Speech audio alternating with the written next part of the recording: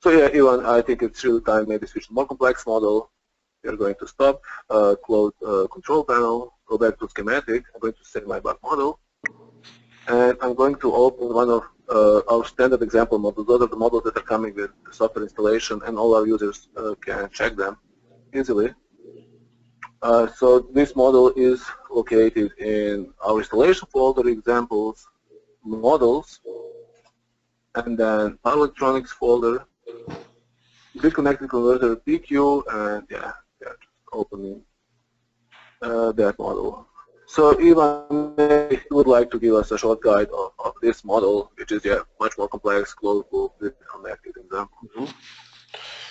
Thanks a lot, Dusan. Can you just hand me over the controls of Absolutely. Of your device? Yeah. So this is a little bit more complex example. Again, the real idea here was to basically show and share with you, to demonstrate the ability of this platform to simulate in real time, not just the power part with ultra high fidelity down to 500 nanoseconds, not just the physical and electrical components here, but also signal processing slash rapid control prototyping. So just to briefly walk you through, this is a pretty straightforward grid-tied battery inverter system.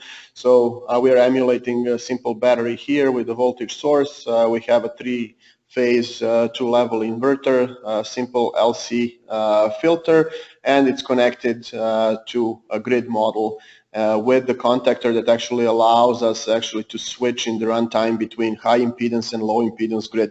Just to quickly test out the capability, the robustness of our controller. So the control algorithm is pretty straightforward. I'm not going to go too much into the details. So basically, first we are closing current loops. So you can see we're doing 3 measurements, IA, IB, and IC directly. The really nice feature here is that we don't have to run these lines through the schematic. So we have a tag with the name IA. So automatically this allows us basically this variable to be accessed with the go-to, basically with the from tag. And so we are taking IA, IB, IC, these three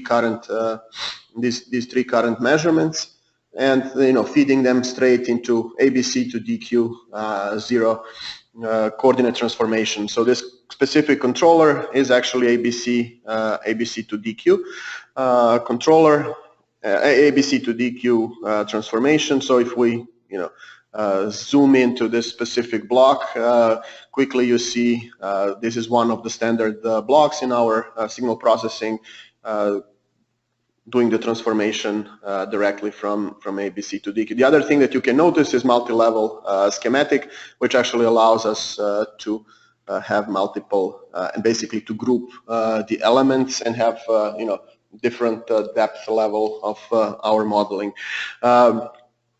Output of the ABC to DQ are ID and IQ. These currents are actually then fed straight to the PI controller into DQ reference frame. So a straightforward PI controller, very similar to what you have already seen in the previous example. We have specified 2 parameters, KP and KI. On top of that, we also have the decoupling terms just to decouple D and Q axis coupling, and what comes out of DQ controller, in this case we get 2 modulation signals, MD and MQ, that is then converted back into the ABC reference frame. What is really nice is that now we can basically compress these 3 signals with what we call a bus join, which actually then allows us to run single line vector straight to the modulator.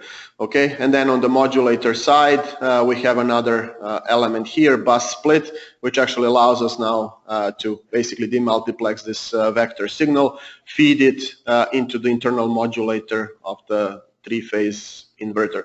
The same way you have seen this previously, we are using the internal modulator in this specific case because we are controlling it inside the HIL environment, setting the parameters. But if you at some point when you are switching or when you are done with RCP, you want to switch with external controller, you can actually switch to digital input per switched, and then it's coming through digital input pins directly. Okay. So these are the main features. On top of this, maybe I can also highlight a little bit. We have a PLL as well. PLL, of course, is allowing us. It's a standard block coming with our signal processing toolbox. You can adjust all the parameters here. Allows us to lock to the voltages. Input voltage signal, and provide the reference frequency for our ABC to DQ, DQ to ABC. On top of that, what is really convenient, we have the measurement block in here, which actually, again, this power meter allows us to straight feed 3 voltages and 3 current instantaneous values and obtain directly, active, reactive power, instantaneous power, and power factor.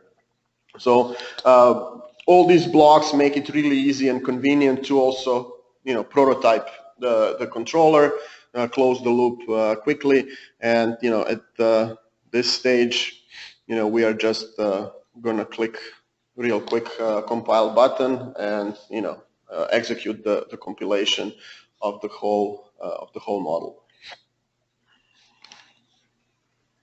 While we are doing this, now basically the next step, once we get it up and running, we will try to show you how easy and straightforward it is to build a custom user interface that will allow you to interact with this model in an easy fashion. And what is actually the most interesting part is how quickly you can inject faults, different types of faults and disturbances, in order to validate the performance of your controller against all these different possible scenarios. And all of us that deal with grid-tied inverters know that all kinds of possible operating scenarios. Everything is possible when you are doing with grid-tied inverters. Okay, so real quick, we have loaded the settings parameters. We have defined the DC link voltages, and on top of that, we also can externally set the active and reactive power reference. Plus, we have a small signal decouple enable, which allows us to actually check the control with and without the decoupling term. If we quickly run the simulation and check out the scope, what we see here what is really interesting is we are seeing 3 line currents directly being injected into the grid. DC link, here we have a DC link current, line to line voltages, and lower right hand corner are the DQ current DQ signals that are basically being they're being injected. Okay, you can immediately see that there is a phase shift here between the line current and the phase voltage. This is simply because in our simulation control we have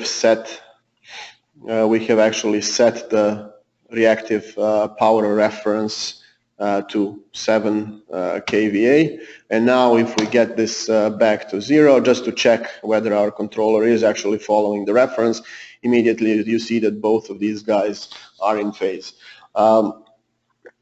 You can interact with this controller through our standard control panel, but what is more interesting at this point in time, we're just going to load pre-prepared custom user interface file that you can build yourself just by dragging and dropping.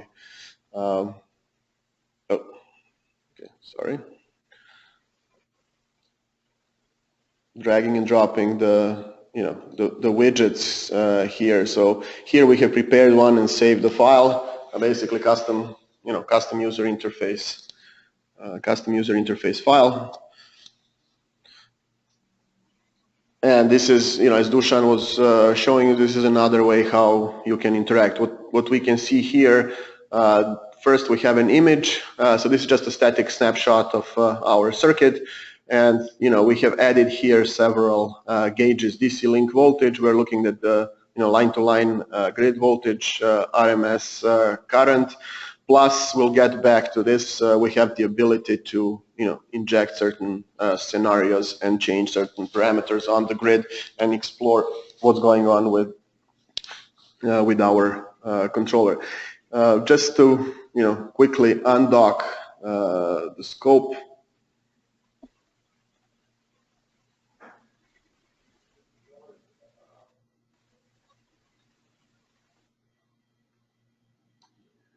Okay, and we go back to the control panel.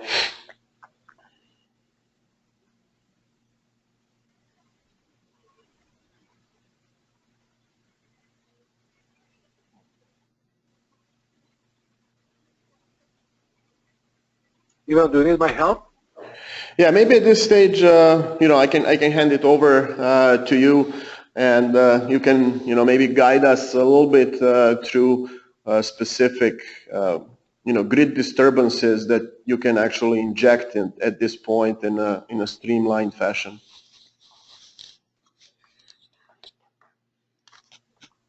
Yeah, I need to explain. Ivan is trying to remotely control my machine, which is not the easiest thing through the webinar, so maybe it's easier that I take over because I have more direct control over my machine. So thank you, Ivan. And yes, so as Ivan mentioned, now we can also use our sliders to define set points for both active and reactive power. So we can see instantly the shifts and current shift. We can also see that on the trace widget displaying relation of active and reactive power, as well as on phasor graph widget that we have as a part of our custom user interface panel. It's very simple. But there is maybe even more interesting feature of this custom UI panel is that we can also easily manipulate our grid. This means that we can easily select, using this combo box, we can select between pure sine voltage waveform for our grid or the one with higher harmonics. So we can instantly see the change once we select the harmonics option for grid waveforms, and we can easily switch back to a pure sine. Yeah. Similarly, we can easily switch between strong and weak grids. Basically, we are going to control this contactor, again from control panel API. So if we switch to weak grid, we're going to see different waveforms due to much higher impedance of the grid in this case. And maybe we can combine like high impedance grid with a lot of harmonics, and we can see that at this point our controller is borderline stable, and yeah, so there's especially hard conditions on the grid, but you can see as soon as we remove one of the disturbance, yeah, the controller is able to continue normal operation. So these are really typical. In addition to this, grid, you can even do more complex, absolutely, yeah. But yeah, as Ivan said, there is also an option to inject a much more complex fault, like those are the typical for recent grid codes, basically right-through scenarios like low voltage, high voltage, dips, bumps, and also high-low frequency short-term conditions on the grid. So for this, we have also prepared this group of widgets, and the idea is that we define the type of fault with this combo box. So we have 4 options: low voltage, high voltage, and low frequency and high frequency right-through conditions.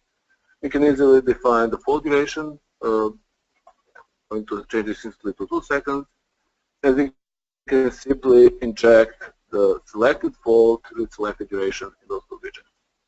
So if we simply click this, we are going to change the effect immediately. So in this case, nominal grid voltage is going to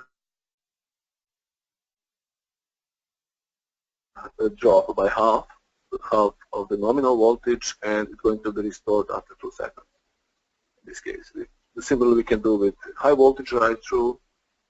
In this case, it's going to 1.2 of nominal and restore back to nominal, so we can really test our controller under all these conditions. With low frequency write-through, we are going to step down frequency down to 10% lower than nominal and restore it gradually back to the nominal 60 Hz frequency in this case. But yeah, it may be interesting to point out how we are actually exchanging information between those widgets, because we are using those two widgets to define fault type and duration parameter, while we use this macro widget to actually execute the selected fault with selected duration. So for this we use, again, global Python namespace, very similar to our schematic editor. We can also use global custom UI initialization script. So in the script for this model, we have 2 sections. In 2 sections we are defining fault parameters. So these parameters are just custom UI parameters that are being used by inject fault. Basically, during our low voltage dip, we are going to have only half of the nominal voltage. At high voltage, we are going to 1.2 of nominal, and we are going to have plus minus 10% of nominal frequency with low frequency and high frequency write-throughs, while other 2 variables are actually used for data exchange between widgets. How are we doing it? We are just initializing those variables here, and we are setting them from this widget. Basically, we are just declaring this variable as global, and then with this statement, we are actually setting the global namespace variable fault type. Similarly, we are doing the same with fault duration global variable from this widget, and then those widgets are used by Jack fault script, which is actually then executing the fault profiles. So it's a really nice way to define parameters for our widgets and also to allow data exchange between them.